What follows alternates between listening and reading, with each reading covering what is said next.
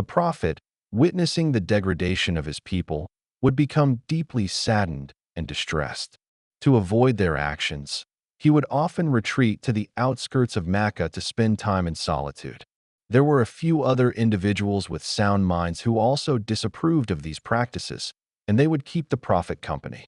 Among them was Abu Bakr, R.A., who was 2 years younger than the prophet and shared his concern for the moral decline of their people. After the prophet's mission began, Abu Bakr, R.A., was the first to embrace Islam. Similarly, Hakim bin Hizam, the nephew of Lady Khadija, was also an honorable person in Mecca, 5 years older than the prophet. He shared a natural harmony with the prophet and later accepted Islam after the conquest of Mecca. Another friend of the prophet, Zumayd bin Thalaba, a physician and surgeon, came to the prophet after the Quraysh had labeled him a madman. He inquired about the prophet's condition, and upon hearing a few verses from the Quran, he embraced Islam. Other notable companions who despised idol worship included Su'aib bin Sinan, R.A., Ammar bin Yasser, R.A., and several others, such as Uthman bin Affan, R.A., Zubair bin Awam, R.A., Abdul Rahman bin Awaf, Sa'd bin Abi Waqqas, Jafar bin Abi Talib, Ubaydullah bin Yash, and Abu Salma, R.A.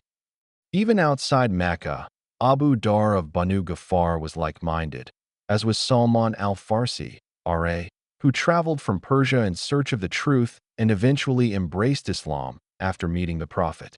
Although the Kaaba had become a place for 360 idols, the Prophet never bowed to these idols nor participated in any of the other pagan rituals.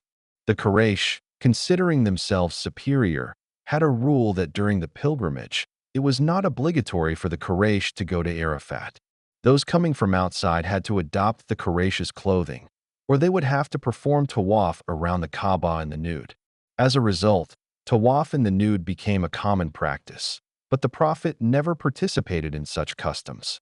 In the era of ignorance, storytelling was a popular pastime.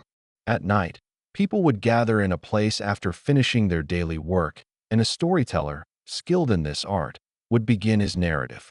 People would eagerly listen to these stories throughout the night. Once, when the Prophet was a child, he wanted to join one of these gatherings. However, there was a wedding celebration along the way, and as he stopped to observe, he fell asleep.